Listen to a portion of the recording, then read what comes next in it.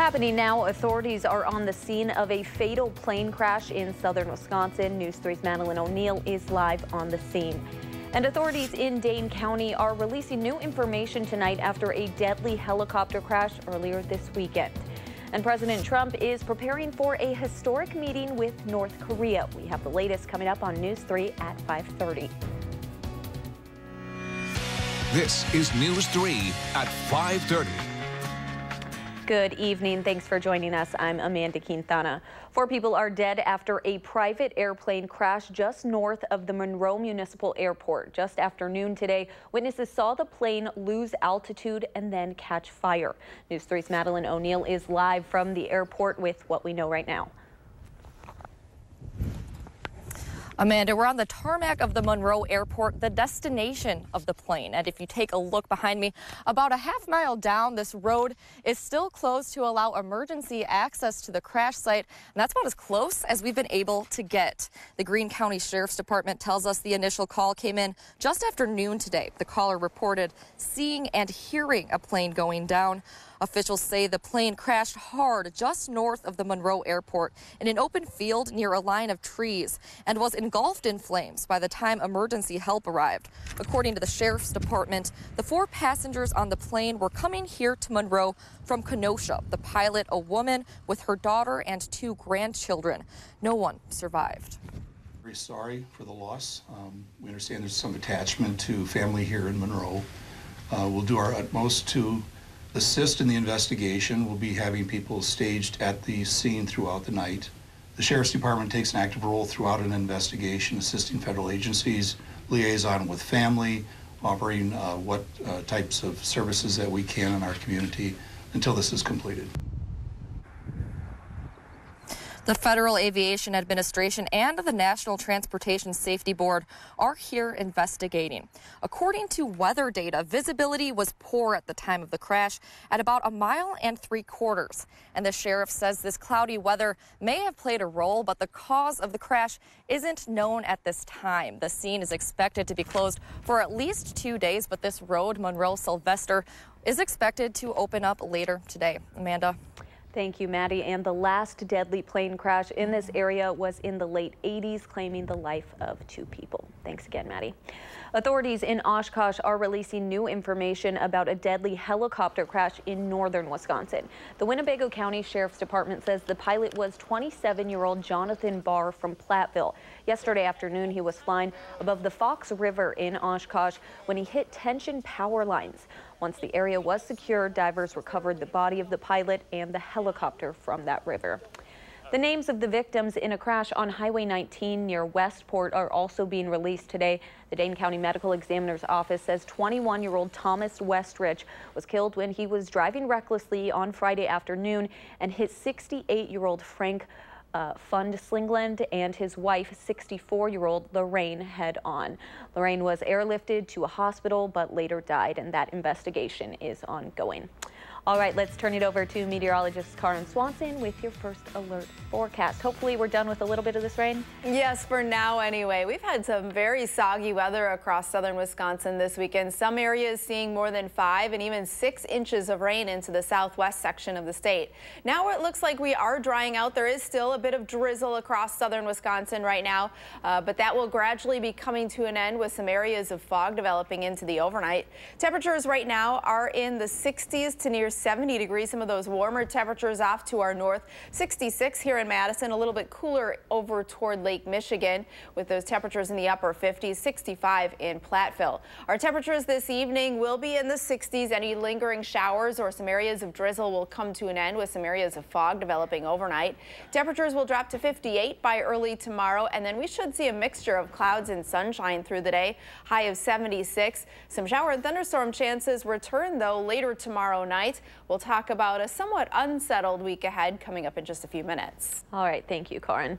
Police in South Beloit say a father and son are dead following a murder-suicide early this morning. Just after midnight, police responded to calls of shots fired inside a house on the 2200 block of Black Hawk Boulevard. When police responded, they saw a man with a handgun in the front yard and retreated for cover. And when officers walked toward the man, he ran away, eventually going into the woods and shooting himself. He later died died at a local hospital, and upon investigation, police discovered the man had shot his son before killing himself. That investigation is still ongoing. 2 people are safe tonight after a violent road rage incident on Highway 12. Madison police say a driver reportedly shot at the 2 people leaving a quick trip on Fraser Avenue around 7:30 on Saturday night. The victims told police a white car came up fast from behind them. It tried to pass them on the right side, and that's when someone rolled down the rear driver's side window, stuck a handgun out of the car, and fired 2 shots before taking off. The car was reported stolen in Madison, and police recovered it, but witnesses said 3 men were running away from it. Police are still investigating. Well, the stage is set in Singapore for an unusually high-stakes summit between 2 world leaders. President Trump is meeting with North Korean leader Kim Jong-un there on Tuesday. Both arrived in the city this morning. CBS's Meg Oliver reports from New York. President Trump arrived in Singapore Sunday for his summit with North Korea's Kim Jong-un. After descending from Air Force One, Mr. Trump shook hands with local officials and told reporters that he felt very good about the upcoming talks. Kim had already arrived in Singapore. On Sunday, he met with its prime minister. Kim thanked him for hosting the summit, telling him, quote, "The entire world is watching." It's a one-time shot. The Trump administration has long said its goal is the complete denuclearization of the Korean Peninsula. I feel that Kim Jong-un wants to do something great for his people, and he has that opportunity, and he won't have that opportunity again. The White House has recently sought to temper the public's expectations ahead of the summit. It's going to take quite a while. This is a very complicated set of issues. And success can't be declared on the basis of a happy meeting. Susan Rice was National Security Advisor under President Obama. She says others have cut deals with North Korea only to see them fail. The problem is that at every turn, the North Koreans would make commitments and then break them. And we need to be mindful that that is, again, what might happen. Mr. Trump is slated to meet with Kim on Tuesday at 9 a.m. in Singapore. That's 9 p.m. Monday in Washington. Meg Oliver, CBS News, New York. Tuesday's summit will mark the first time a sitting U.S. president has met with a North Korean leader. Well, 99 years ago today, Wisconsin became the first state to ratify the 19th Amendment, recognizing women's right to vote. To celebrate the anniversary of this victory, community members walked the streets today from the UW campus to the state capitol. Though the suffrage movement ended nearly a century ago, to this attendee, the spirit of the suffragettes is still strong. Saying you don't have time to vote or you can't figure it out, that's not an excuse. They didn't deal with that.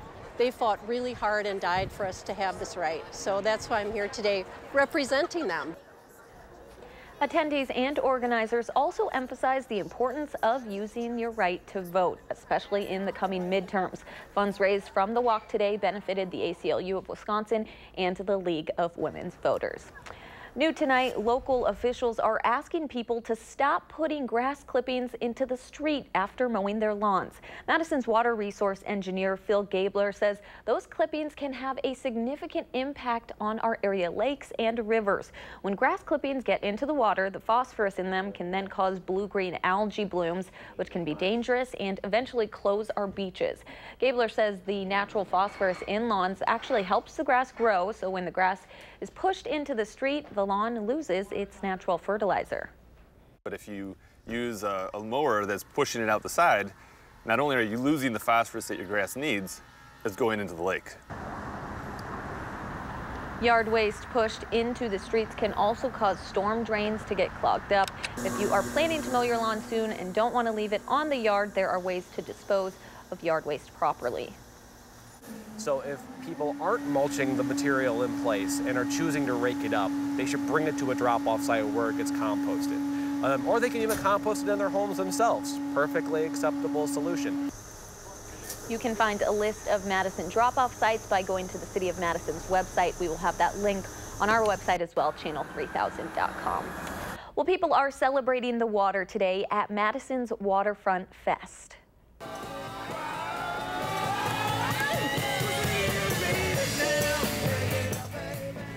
It all started with the 8th annual Flues Flotilla.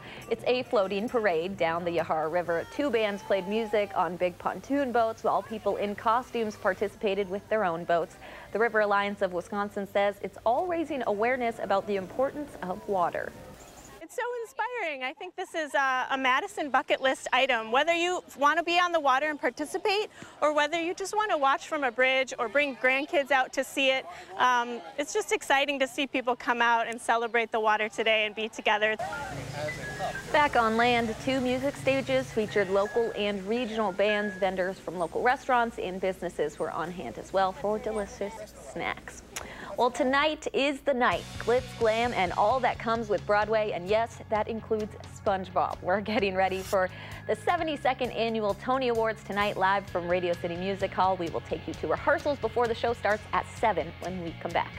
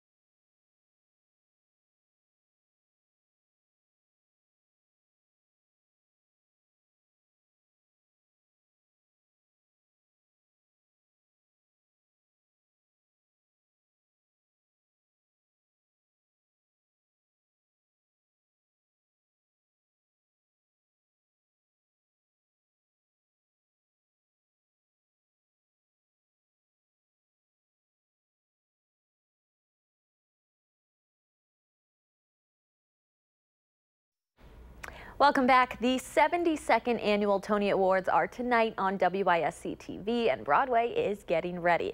Laura Podesta was at rehearsals for tonight's big show in New York City.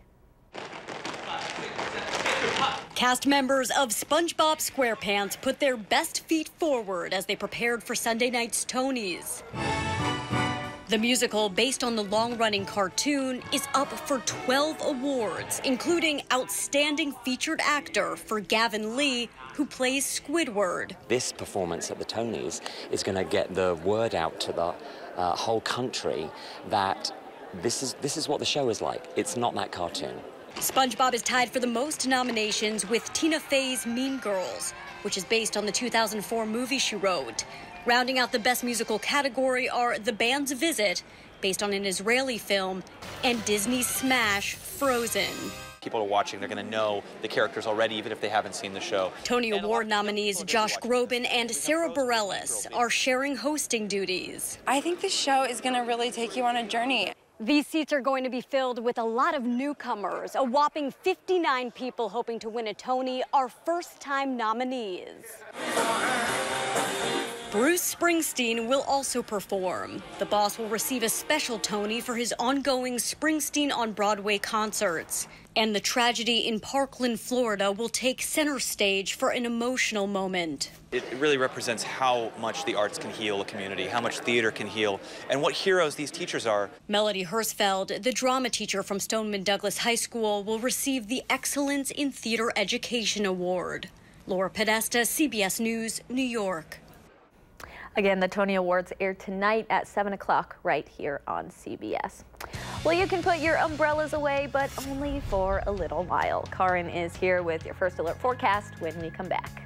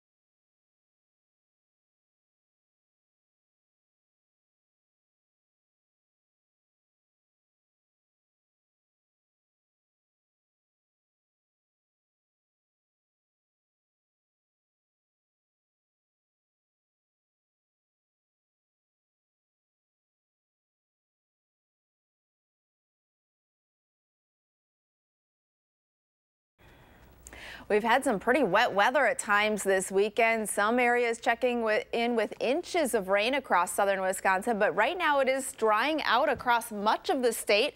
We may be seeing a bit of drizzle in a few spots across the southern part of Wisconsin, but all of the main bands of rain are well off to our south and to our east right now, and that's the way it's going to stay as we head through tonight. But just check out some of these 48-hour precipitation totals. These are radar estimates, and you can see how those amounts really taper off to the north and to the northeast, but parts of southwest Wisconsin saw around 2 to 6+ inches of rain accumulate. Here in Madison, we saw a little more than an inch of rain, so that puts our June precipitation total now at just under 1.5 inches of rain.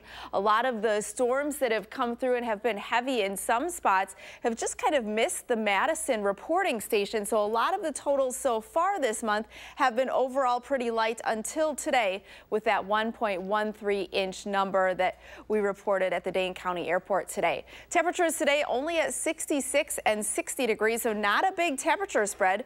Normals for today are 77 and 54. Right now in Madison at 66 degrees, winds are breezy out of the east-northeast at 16 miles per hour. It is warmer to the north where they've seen a bit of sunshine this afternoon, some 70s in that direction.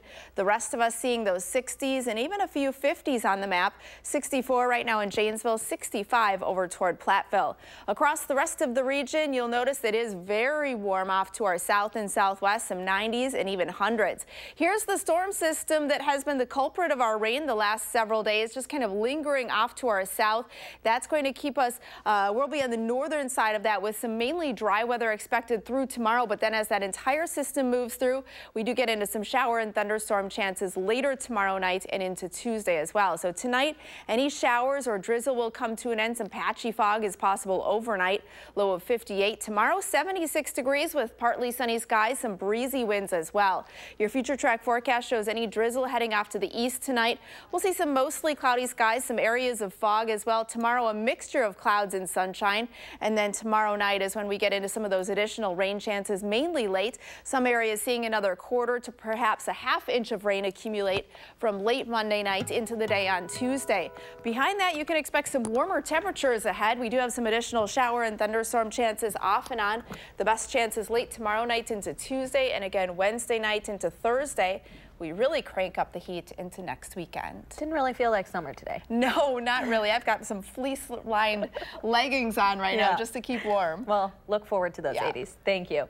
Well, Brewers are looking for the series sweep, but some troubles on the mound. Highlights from Philadelphia coming up next in sports.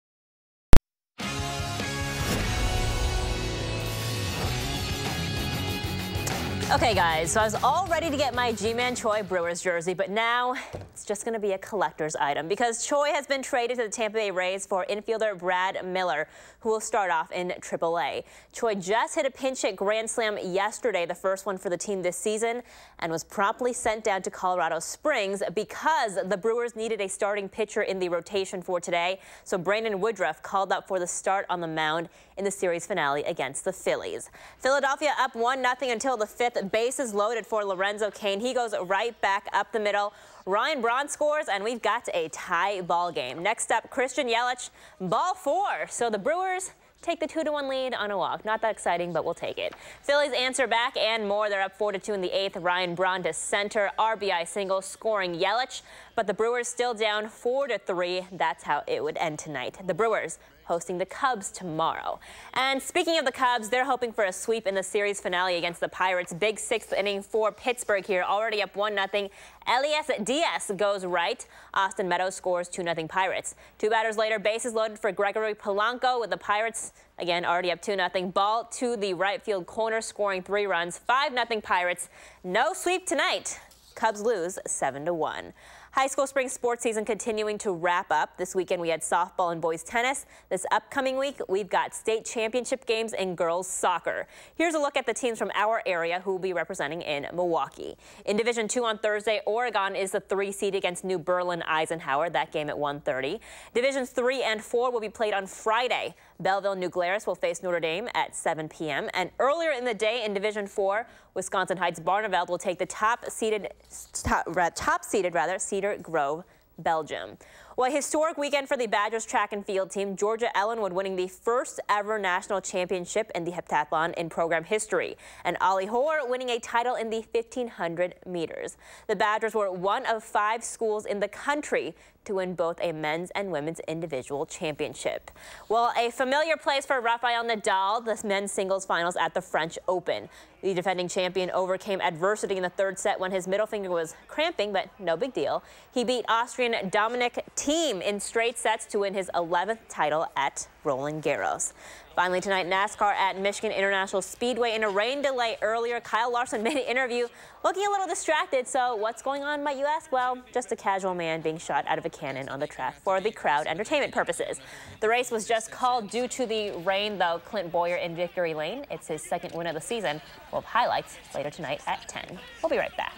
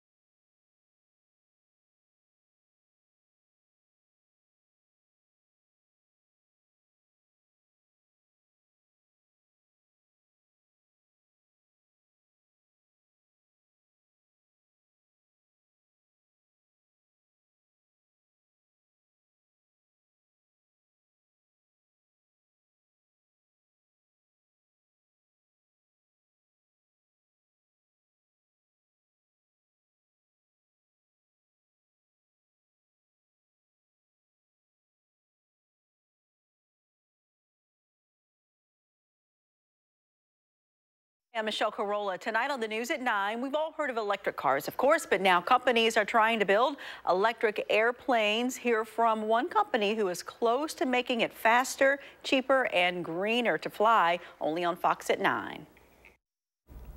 All right, let's take one final look at weather. Yeah, we've got some clouds across the area right now, perhaps a little drizzle in a few spots as well. You'll have to contend with some areas of fog late tonight into early tomorrow, but then we do get into at least a little bit of sunshine during the day, kind of a mixture of clouds and sunshine tomorrow. Some shower and thunderstorm chances return later tomorrow night into Tuesday, and temperatures really warm up after that. We're looking at highs well into the 80s by late this week and into next weekend. Some heat index values near 90 or even higher at times. So we'll crank up the heat once we get past today's cool temperatures, right? So I should probably get my air conditioning installed is what you're telling me. Yeah. Okay. Reverse put all your umbrella clothes away for a little bit. Okay. Well, thank you for joining us. We will see you again at 10.